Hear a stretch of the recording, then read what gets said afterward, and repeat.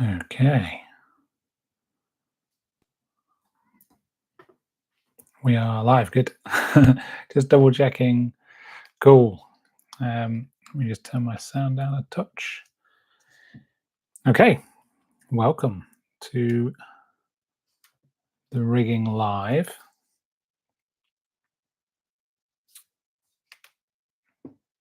Let me just very quickly be annoying.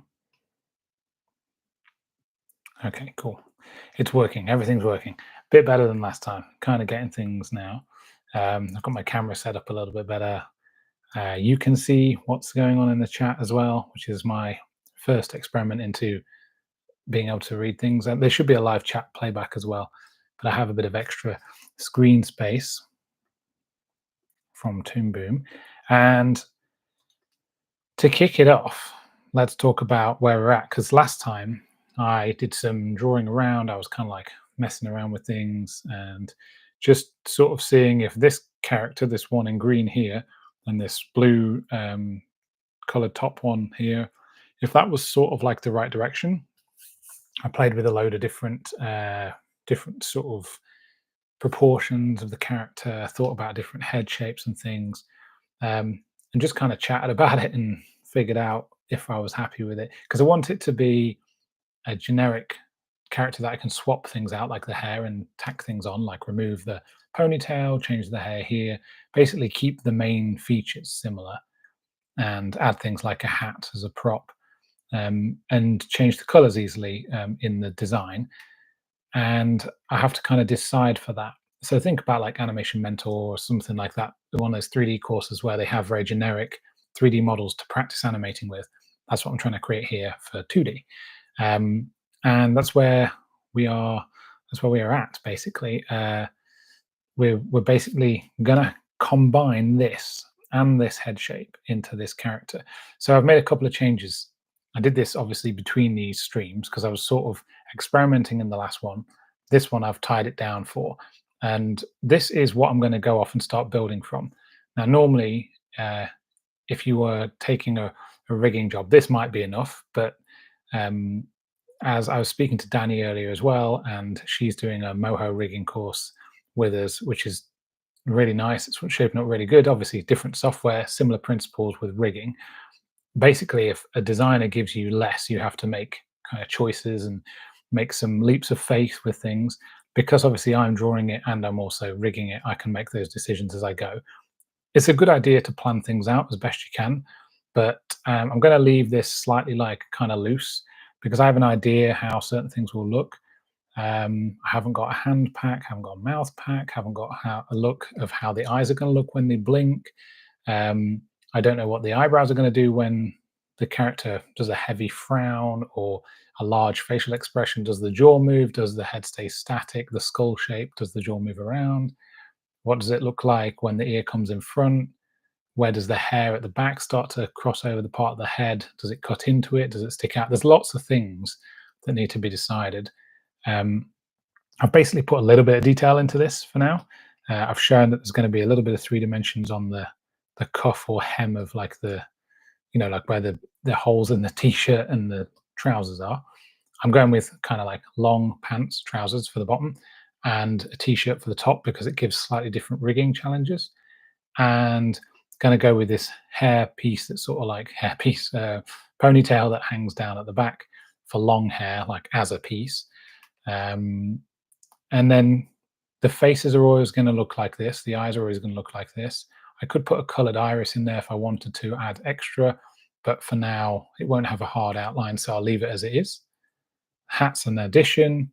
Um, and yeah, the legs are going to not rubber hose. They're going to articulate bend, but I'll probably add a rubber hose kind of curve in there as well. Sole on the shoe, little shadow emphasis. So yeah, that's where I've ended up. I merged the two and I made the head bigger. So it's kind of aged it down in terms of like style, TV style. And I don't want it to be too limmy, too leggy and armsy and stuff, because that can be quite hard to animate. And I want to make this something more for people to practice with, a bit easier to move, get something appealing. So a bigger head can kind of make posing sometimes a little bit easier in terms of how it reads. So that's what I'm going for. That's the brief intro. Just wanted to say hi to everybody who is here. I think we have a few people in now, so hello. Hi, Noella. Just saying hello to people. You might not see some of the chats because they're hidden underneath things. Let me see if I can. Sorry, it's kind of going to be weird. There we go. Sorry for that million view extension thing there. Hello, everybody. So let me show you how I got to this little sketch on the left, because this one was done in Affinity Photo. I like to use that now instead of Photoshop because I got out of the Adobe subscription thing because I wasn't really using it anyway. But obviously that whole kerfuffle they had around like using your, I don't know what it was, data for AI or who knows what they were doing. But I was never a massive fan of the Adobe like subscription thing because I didn't use a lot of it. I know most people kind of like maybe would switch from Photoshop to something else, but then After Effects is the thing that keeps most people in it. Still good pieces of software. I used to use Adobe Animate or Flash a lot, really. But Affinity for me does the job perfectly well. Great piece of software, buy once, and it has other things that it works with, and it's the same on the iPad as it is on a computer. So that's cool. Anyway, so this one, I sketched this in Toon Boom, and you can see here on my little node setup, they're the sketches they from week 1. And these are the initial sketches. I've added a peg so I could resize them because it's an imported PNG. It tells you there at the end, PNG. So that allows me to resize it and move it across. And this character sketch here, let's go into the drawing tab. So I started with this. This was me sort of working out with like a light, almost blue pencil, traditional animation method. And then I went in with a red one and just put in some construction, just checking what I was working out shape-wise for the build, where the points are. It helps me kind of work out how something is being put together because I quite like to doodle it first and keep it quite free and then tie it down and think, does this work mechanically? And maybe that's a weird way of working.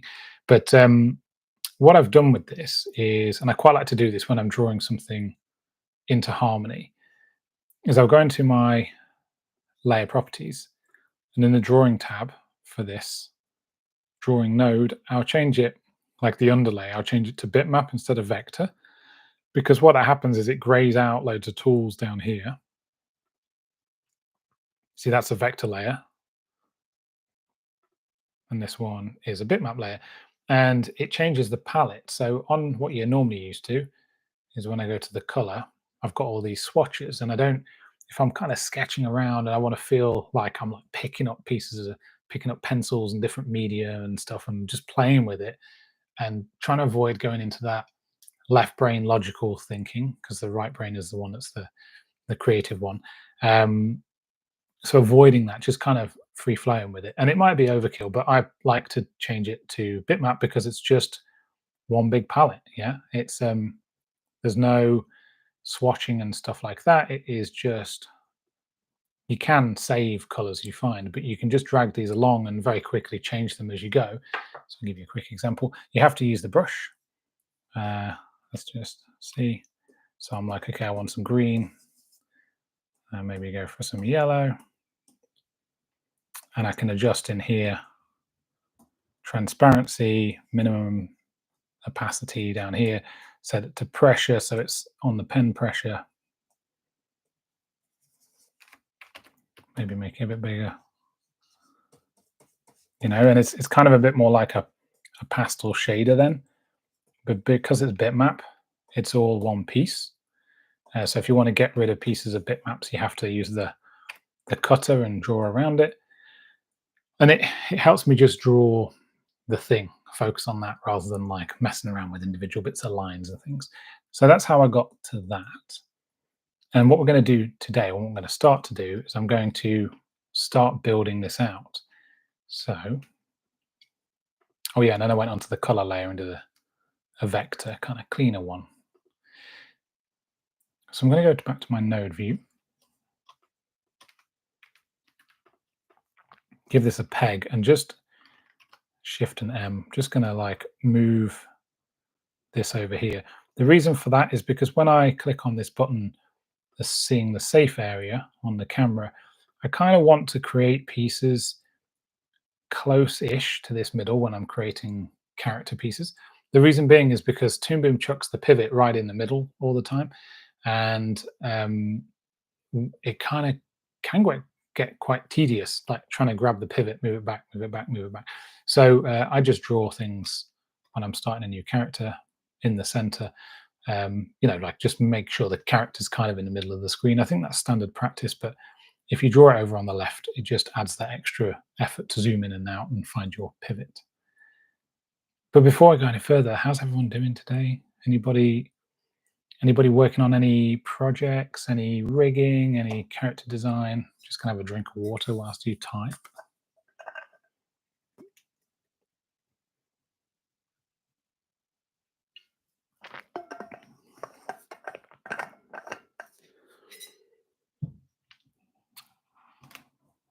Whilst everyone's thinking about it. Danny's getting distracted. She's not working. Oh, animated GIFs. Do we say GIFs? GIFs? Which one do we use?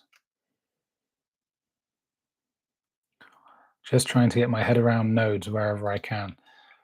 You are in the right place. You're going to see some serious node action over the next few weeks. Oh, wow. Helping master students 23 days before submission. That is crunch time.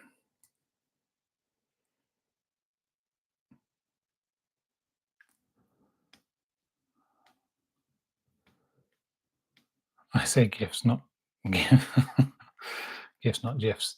Yeah, I think I don't know where the GIF thing came from, but I remember when, and this is a real tenuous link. Over here in the UK, we had a cleaning product called GIF, JIF, and they changed its name to SIF. Is that right? Yeah, they changed its name to SIF because of the Spanish market, because of how the J is not pronounced like J. They don't use that sound. So I wonder, maybe GIF is more like internationally friendly. And that's a really boring comment, but accidental partridges, they would say.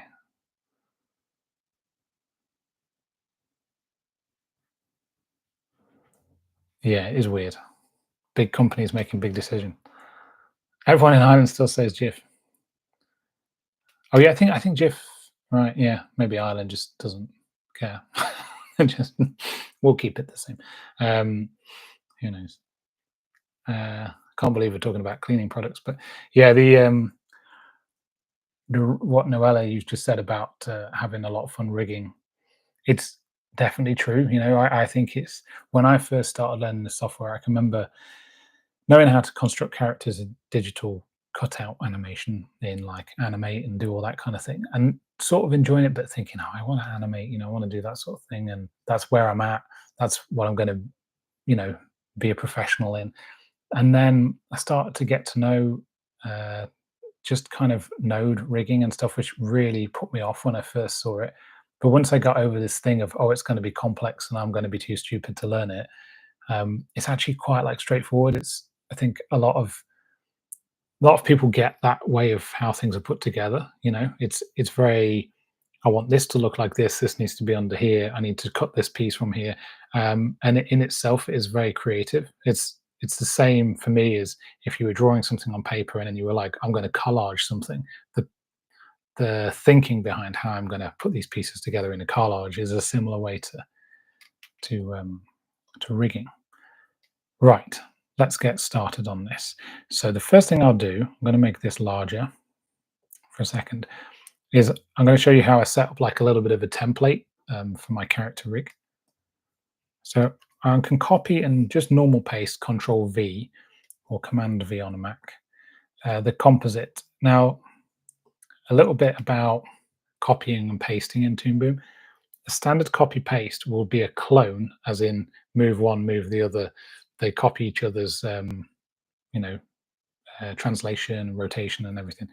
Um, and if you switch one drawing, it switches the other drawing. So it's a direct clone, but it only is a clone if it can hold timing. So think pegs, think deformers, think anything you can animate that can be cloned, even effects and things like that.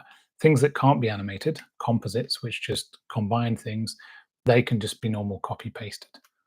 So let's just rename this composite. I'm just going to call it CHAR for character because I don't have a name for this character right now. I don't think, not that I've remembered. And quick way of making stuff. So let's bring this back a second.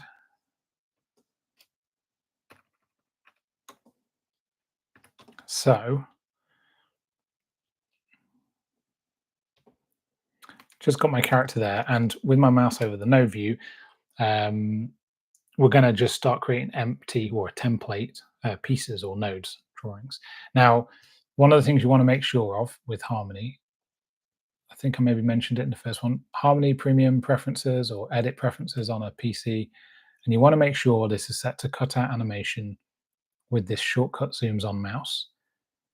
And the reason why is because when you move over things, different windows, sub windows, you'll get a red outline, and that's activating it for shortcuts and everything else. So if I use my zoom in and zoom out, I can just move my mouse over. It's much quicker than having to like click the window all the time. The only proviso or limitation of that is that you can't drag one of these sort of tabs out and put it on a different monitor. You have to extend your whole Harmony over the monitors for the shortcuts to continue to work.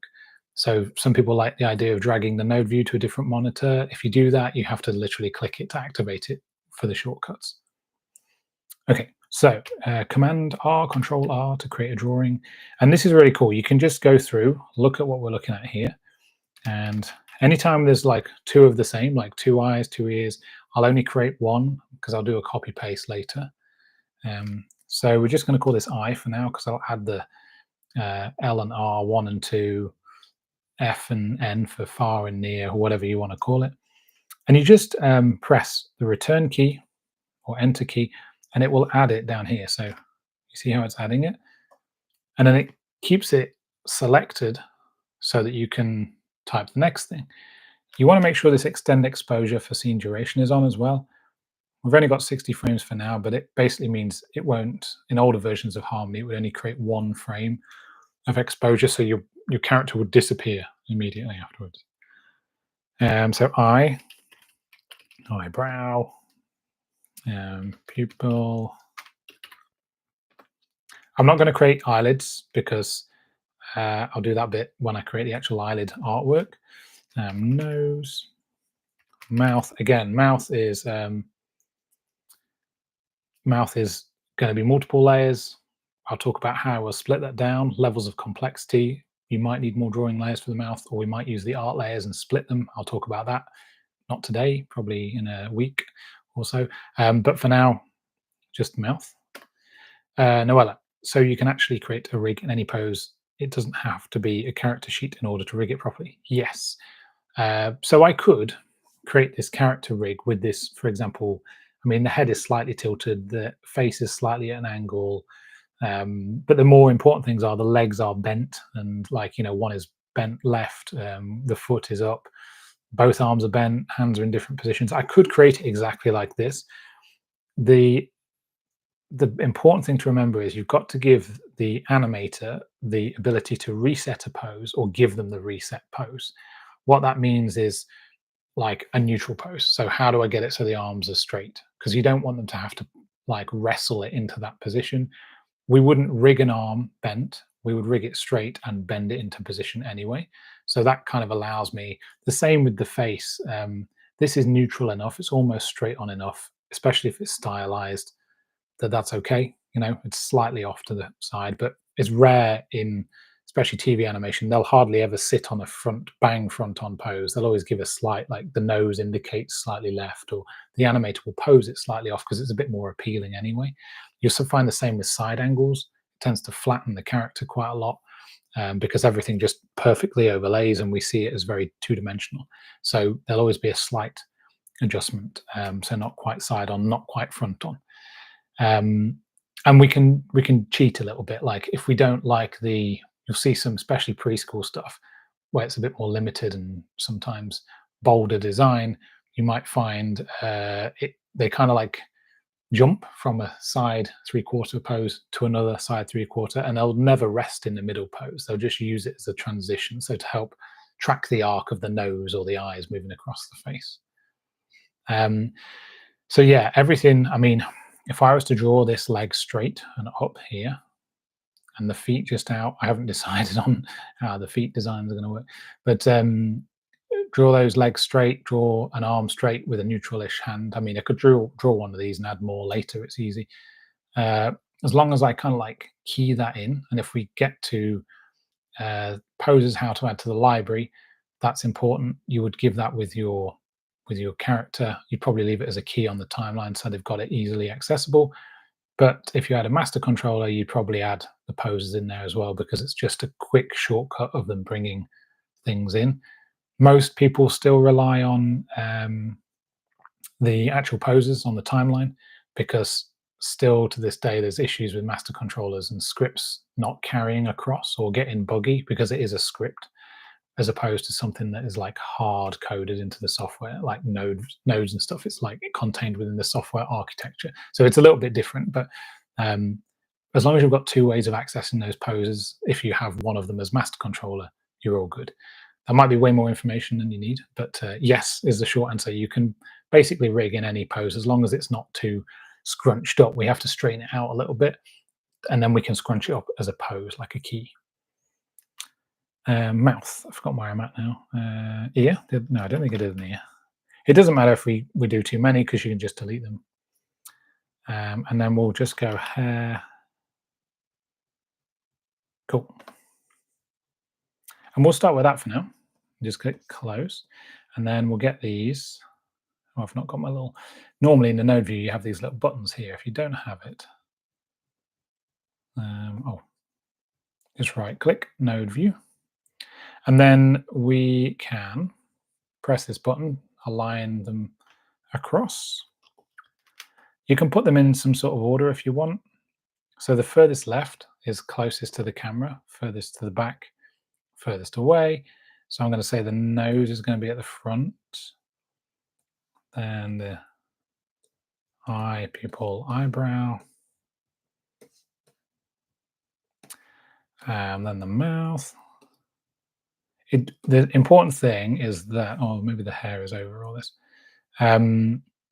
We can reorder these, even if they're, because we set them when we connect them to the composite. Like if I hold down Alt or Option and then click this composite, it connects them all, which is very handy.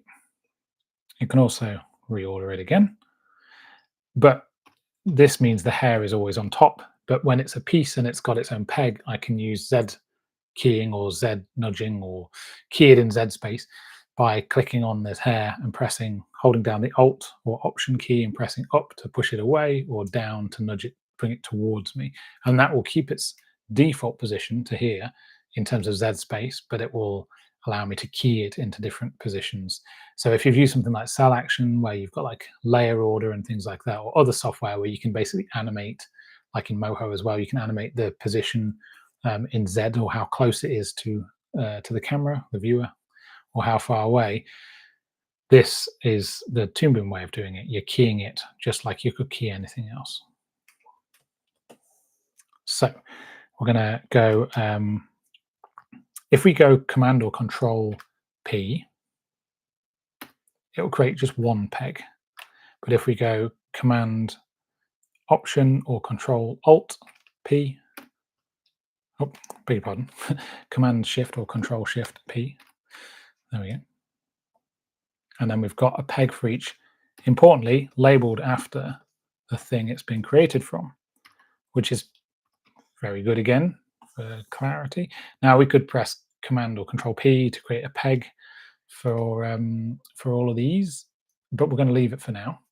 You will want one peg that it all goes up to, and we're obviously going to need one for the head as well. So let's quickly create another one. I'm just going to call it head, even though I might split it. It's unlikely I will have like the jaw animatable with this character, because it is meant to be quite simple.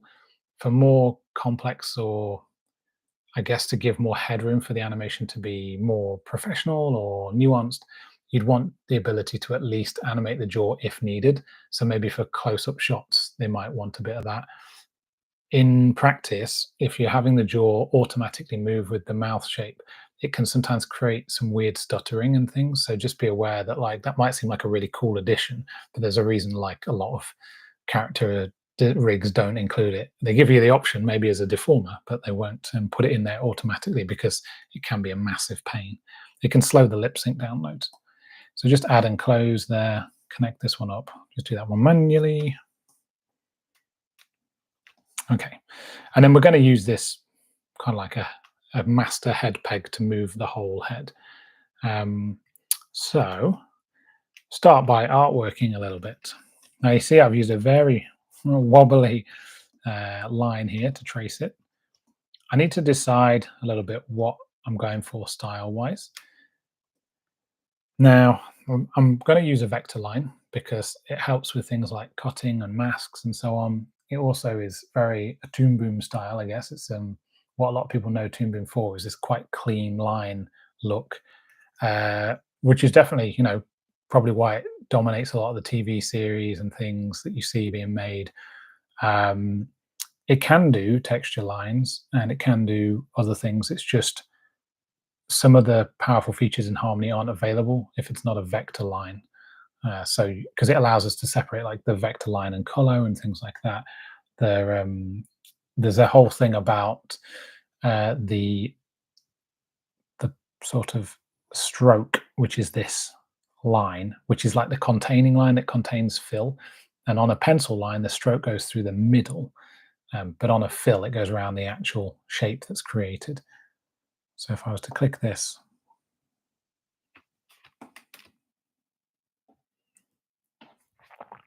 zoom right in here, see that orange line through there? That is the stroke.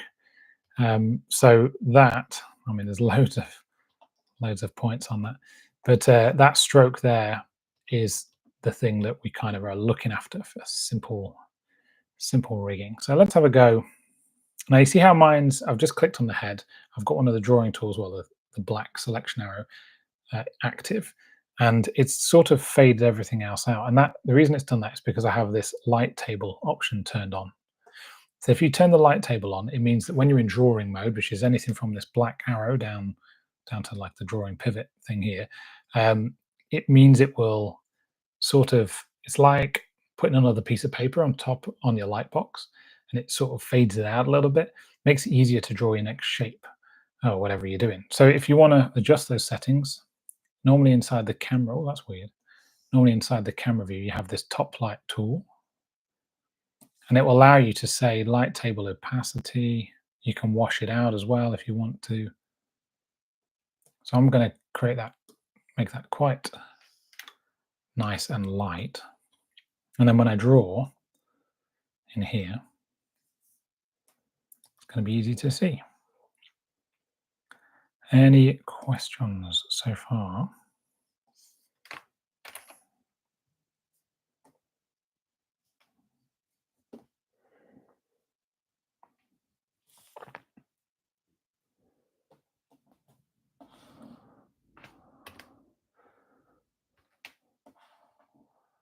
So I'm just playing with the center line smoothing a little bit.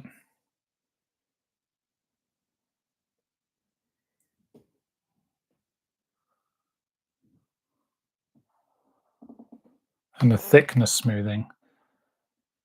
Is this new for 25? I don't remember this. I don't mind a little bit of line weight variation,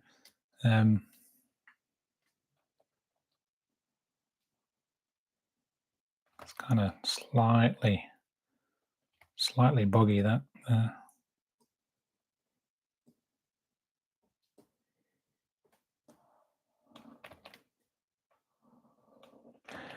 Oh, cool. That'll do.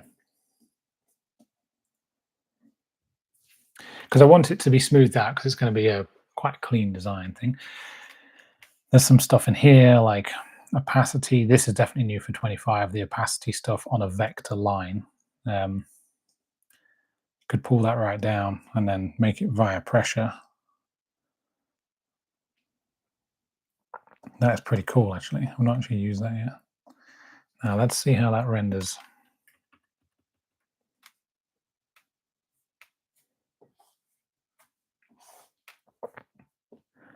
Hold with me 1 second whilst I test some performance things. All right, let's have a look at that. Yeah, I'm not a big fan of that. But yeah, so it's a vector. So when the line overlays the opacity, obviously is going to layer up as well. They do have this kind of like thing where you can paint or adjust the opacity of the line afterwards. I'd probably recommend using that. So I've got two options to draw this head. Remember, I'm in the node view. I've got the head selected. I could draw it freehand, or I could use a shape. I'm going to have a go at drawing freehand, and I'm going to turn on this line building mode, which allows me to, like, if I was to do that and go back roughly to the start, it is going to connect. Thought it might connect them. Let's try again. I'm drawing it the wrong way around. I'm left-handed, you see, so I should draw this way around. There we go.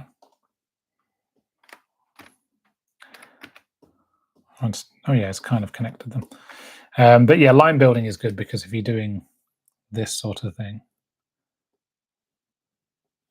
see how it's adjusting the connection? There we go. They're all one piece.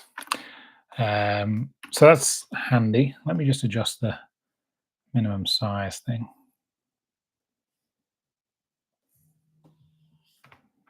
And then we'll just make it a little bit thinner. So it's worth, I always think it's worth playing around with the, you're drawing, when you start building a rig, you kind of, a lot of like harmony characters and stuff look very similar in terms of line style. And I think we're getting to the point where everyone's starting to experiment a bit, see what they can get different. But it is tough because on a show you do need to unify it, and if it's got a clean look, like you've not got loads of choice. Things that you would get in traditional cleanup, like, oh yeah, we put a bit extra line weight in the bottom of the chin and things like that. I worked on a French hand-drawn feature film called Titeuf, and it was all on paper, and I was in cleanup and stuff to start with. And actually, we have a course coming up in autumn with my former boss, and it's a proper lost art is cleanup and in betweening. But cleanup, to do it properly, being able to say to people, yeah, we use a 0.7 for this and a 0.5 for this, and this part of the hand, the ends of the tips of the fingers have a bit more weight to them, and try and draw with your arm for this and your wrist less so. And it's so impressive when people can have that amount of control over their line. And we've sort of forgotten about it a little bit on the computer because in general, I mean, I think TV Paint is the tool of choice when you're doing a traditional hand-drawn thing, and it's got painterly Photoshoppy brushes out of the box, although other software packages are kind of like catching up. But yeah, just how something feels on a smooth screen versus on paper, and how you can add weight to a pencil just by tilting it. It's just so like brain to hand kind of. You don't even have to think about the tools and things you're using or adjusting the opacity according to pressure. It's like you just do it. So it's worth exploring at this point because that's kind of like the doing it bit. You're sort of setting it into the software, and then you can take these, export these brushes or take them with you, and you know what you're looking for. 2D productions always have these. I don't know if anybody's worked on one or seen them, but they will nearly always have like a character pack with both model, and a lot of them are quite rough, and then some quite cleaned up ones which are really like, this is exactly, especially for the cleanup team, it would be, this is exactly how this character looks. That's an intimidating thing to be on the receiving end of. So let's give this a go. I'm gonna not worry too much about if it's wobbly, because I want to show you how I would clean it up. So this hasn't got, because we've got that centerline smoothing ramped up a little bit, this isn't too bad in terms of the orange points. But what I could do now is use the smooth editor, which is a sub-selection of this white contour editor, and I can just smooth it out. Just gets rid of extra points. We can also go in and tweak these with the white contour editor itself. Now you might think this is really fiddly, but we're only hopefully drawing this head once, so it's important to get it right. You can, because when I'm doing this, you see how I'm moving it away so I can see what I'm drawing. If you want to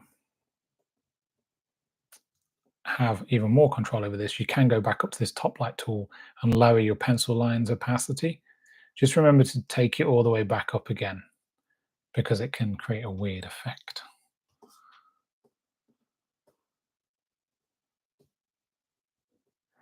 Is anybody planning to build a character of their own soon? Have any designs?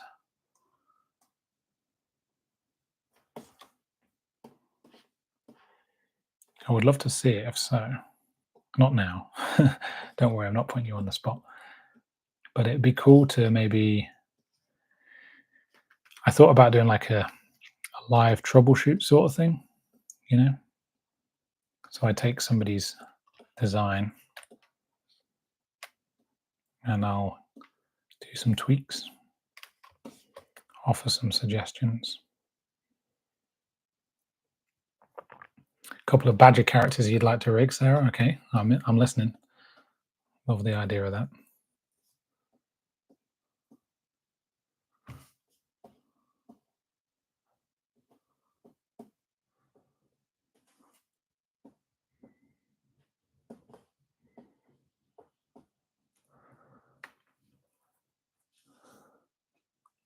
Oh, amazing.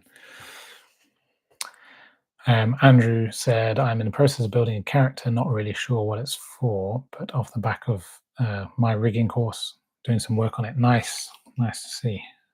So hopefully, Andrew, we can show you a couple of the new features as well, and build on the complexity. Because the thing with rigging is that it's very much down to what the design is. You know, you can teach somebody how to rig, but I could teach them how to rig a very specific thing. Like you work on a show that's, you know, it's all about worms, get very good at rigging worms, but then you add in legs and arms. It's like, oh, wow, okay. So it's that was my example where I was trying to think, how can I think of something that's not humanoid? But yeah, it is very specific. So.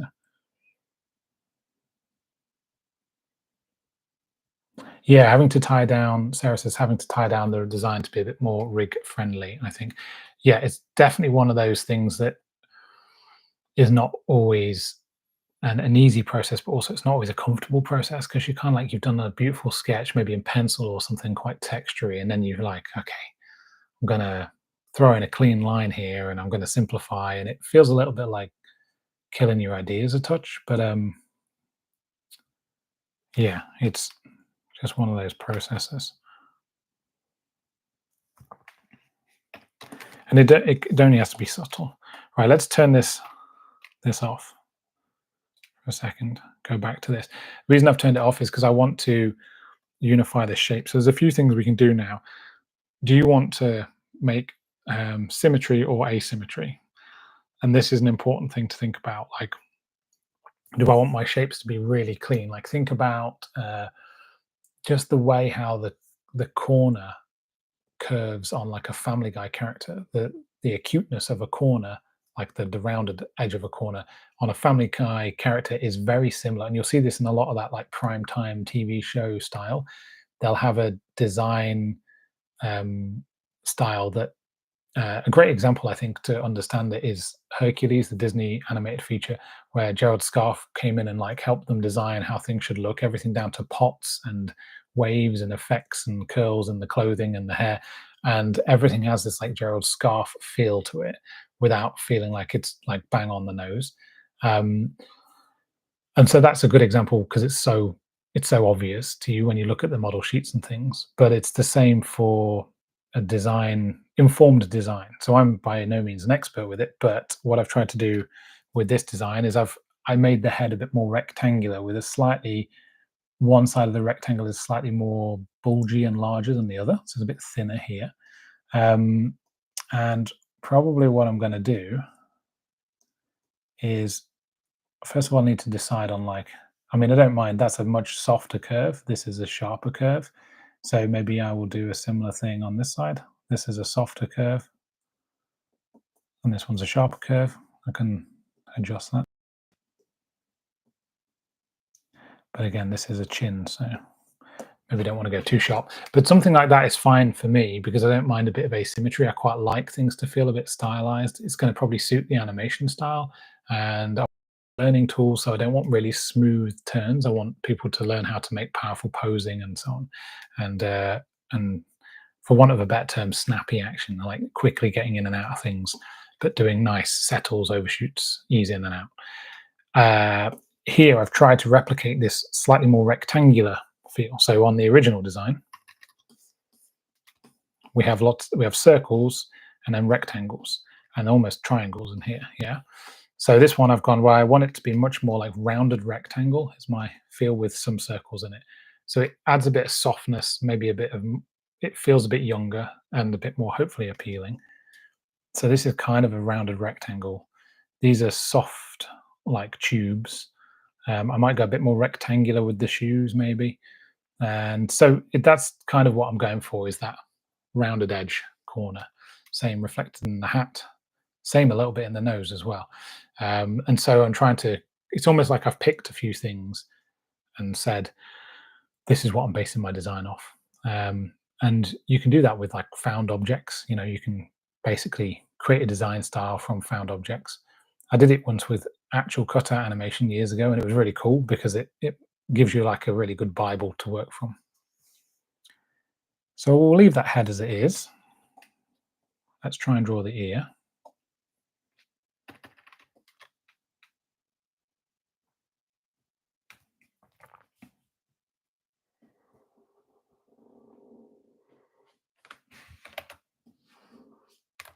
So one of the things I like to do is draw a little bit quicker.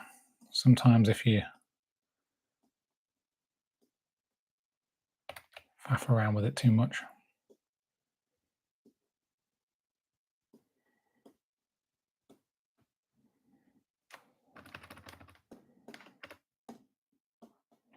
So you'll see I use a white contour editor quite a lot.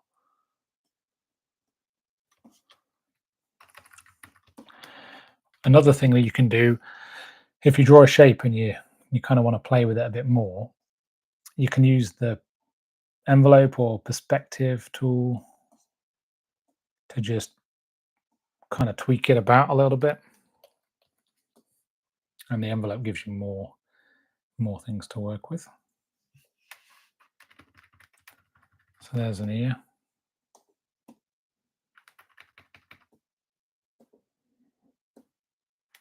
Just adjusted that so it's more straight down. And then let's go for the mouth. Now this is quite a stylized mouth.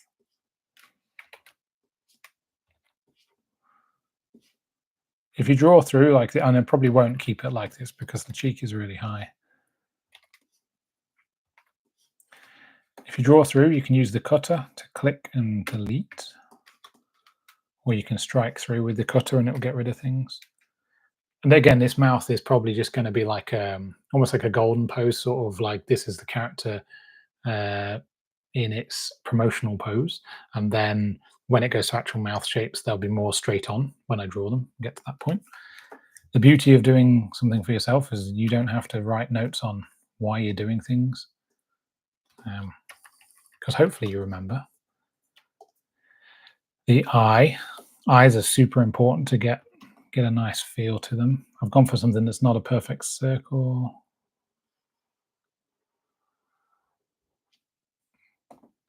Let's have a look at this again. I might use the smooth editor. Let's see if I delete, oops, not working. I think we missed the join. So if you miss the join and you want to connect it, you can turn on the snapping, contour, whatever, and you'll feel it ping into there. And now I see the handles are moving together, so I know it's snapped. Turn that back off. And if you want to add more points, you can hold down Control. Gives me a bit more control.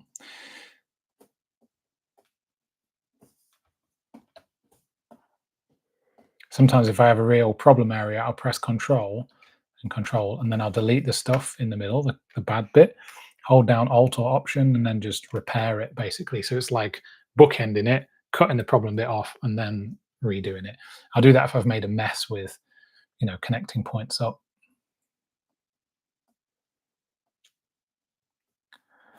And again, we can mess with this, adjust it a little. That'll do for now. I can also, I'll show you how to adjust the line weight. So say we did want a bit more weight in the bottom here. I've gone to the pencil editor. By the way, that pencil retouch is the one I was talking about, where you can adjust in Harmony 25, the opacity of a line. It's kind of cool. Pencil editor. You see how we've only got these ones here. So I'd need to press Control or Command to add more places, and I can, oops, don't want to do that. So now I can thicken that up a little bit if I want. So now it's added a weight, slight weight to the bottom of the eye. Just remember when you do that, though, if you are going to do that, it can be a real trick to try and recreate things. It's just tough to make things match up. And if you draw new shapes, they can wobble loads. So that's why I think a lot of shows, TV shows, go for uniformity in terms of design and line, because it's much easier to control than something that's got a bit of weight to it. If you know you're going to keep that shape and you're going to use it loads, perfect. Like you can see there's a slight bit of weight there. I am going to, let me just click my head again, see where I'm at. I'm going to remove that weight, because I want to try and keep a uniform line that feels like it's a bit wobbly and hand-drawn, so a bit asymmetrical in terms of designs and things. Now for this next eye, I haven't obviously drawn it. I'm going to put a deformer on this, you see, and then I can adjust this shape anyway. But if I was to draw it, I could just copy this, paste it, flip it with one of these, and then use like the perspective or envelope and adjust it and get a slightly different shape from exactly the same drawing. So it'll give me quick things to work with. Let me just nick this for the pupil. Again, I want, oops, where's that gone? Did I press copy? Oh, I've made a cardinal error, cardinal sin. I've done it all on the color out layer from my earlier faffing around. So let me show you first of all, before I correct that. Oops. Just a slight tweak. And there we go. Now, if you've made a mistake like I have, I'm just going to do it manually. I want them on the line art layer, really. So I'm just striking through them, cut, paste, changing them to the line. You could also press Control A.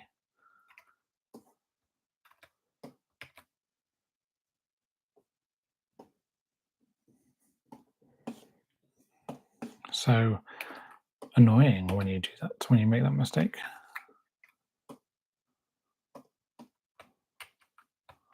Oops, what's going on there?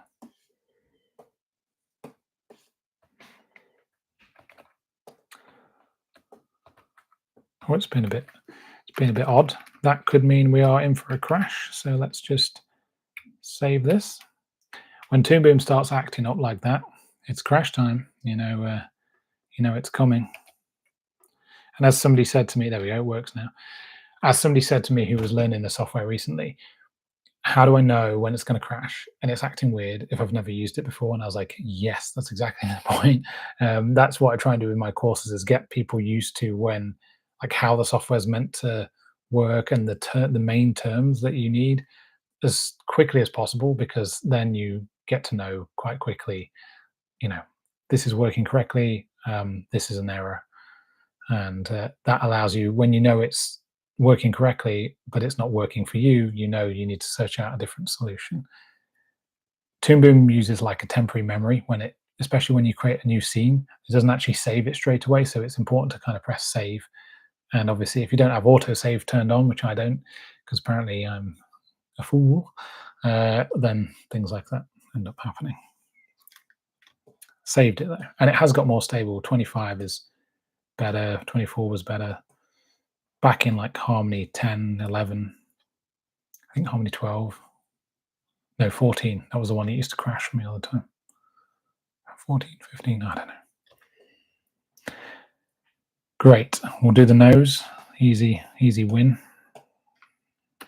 I do this on days when I'm like, really not sure about starting this rig. What can I just do to make a slight difference? I'll draw a nose. It's kind of a bit weird at the ends. That's okay. I'll sometimes hit this little blue flower to render and test it. Obviously turn the thing off below as well.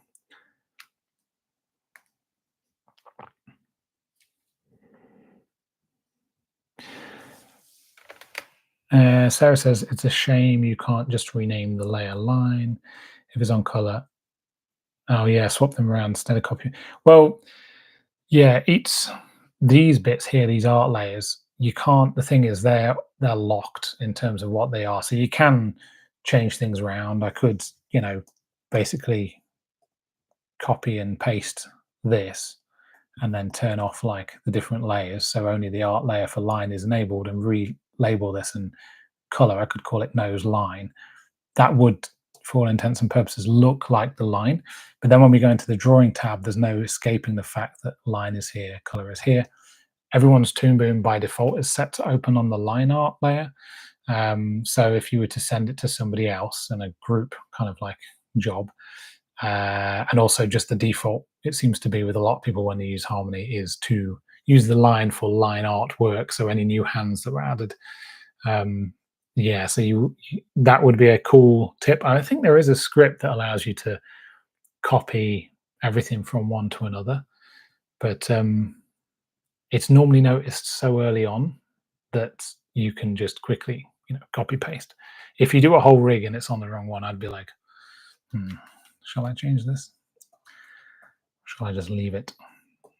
So with the hair, I think I'm going to go for this kind of thing, because I'm going to do like a patch, and those pieces are going to patch each other, and then there's going to be another big piece for the back of the hair. So it'll be 3 pieces. I don't want to go absolutely massive with it, because when you click on it, it creates a huge bounding box, which in itself can be a bit off-putting when you're clicking around the rig. Eyebrow, let's throw this one in. Now, eyebrows, people tend to draw these straight. And it's better to draw something slightly shorter and stretch it than it is too long and try and compress it, because it's like trying to fill a backpack full of jelly, weird analogy, but and then squash it down. The jelly all comes out the side. It's the same with artwork. It's like if it's too big, you squash it, but you can stretch the thing and the contents won't spill out. Very odd mood today using jelly analogies. But yeah, so I'd create a deformer for this and bend it into shape. I've not got actually that long left, so anything anybody would like to see before I wrap for today? I'll move it on a little bit, you see, between now and the next session. But what I'll do is I'll just quickly go through the pivot stuff. So you remember how I said, of course I've drawn it over there because I'm an idiot. Doesn't matter, but this is not the end of the world. But that's where the pivot is. So moving the pivots, click the rotate tool, move over the P bit, and zoom in. Try not to put it over where a deformer would be, because it's going to get in the way. You just want it, you know, somewhere sensible. You can put it on the ends if you want. I don't really care for it, because when I'm animating, That works good. And then let's just do a quick deformer. So deformers just allow you to extend the artwork. This is a single piece of art, just a single line. But if I go to my rigging tool at the top, and then I'm going to use the envelope mode, but I'm going to use it like a curve, i.e. just a single line, or as some people call it, curvelope. Transform tool to come out of edit mode, and then, oh blimey, I've got this mix selection mode on. And you see how it looks a little bit stepped if we zoom in, turn on render. Yes, it's pixelated, but that is technically working fine. And then we press the Shift C hide all controls button. And that gives me the ability, now it's got a deformer on a straight, I can bend it both ways, concave, convex, and it will work fine. Whereas if it's a bent, like if it's curved upwards and we try and curve it down, it's stretching the shape more. And sometimes that can mean we have to create like a new shape quicker. So that's the same principle with the arms and the legs. We try and create things in neutral poses if we can, because it should give us more range. But it's not the end of the world if we can't get everything out of it, because then we just need to create a new pose, like a new shape and new deformers. The only proviso or issue with that is that the animator can't tween between when you switch drawings, the drawings pop into the new thing. So if it has a deformer on, the other one has a new deformer, it will pop across it. So the animator will have to manually work out that in between transition. So yeah, that's the downside, but you know, not the end of the world. So I'm going to basically, like my next step is to color this up a little bit, create the other pieces, and I won't do too much between now and next week because I want you to be able to follow along. Maybe we'll build the eye, and maybe I'll build the mouth after. Yeah, because eyes and mouth are useful to know. And we'll do this hair cutting situation when we get to the turnaround. Chuck in some color in there. So yeah, let me know if there is anything you would like to see or know next week. And obviously, as usual, thank you for joining me. It's gone very quick. I've achieved much less than I thought I would. Let's move that side by side.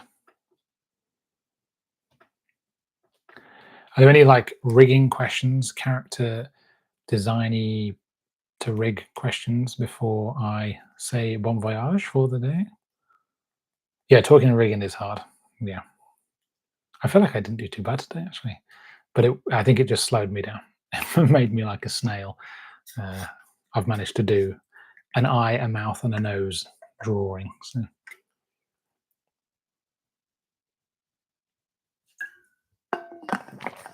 Okay, cool. Well, if no questions, then I shall wrap it up.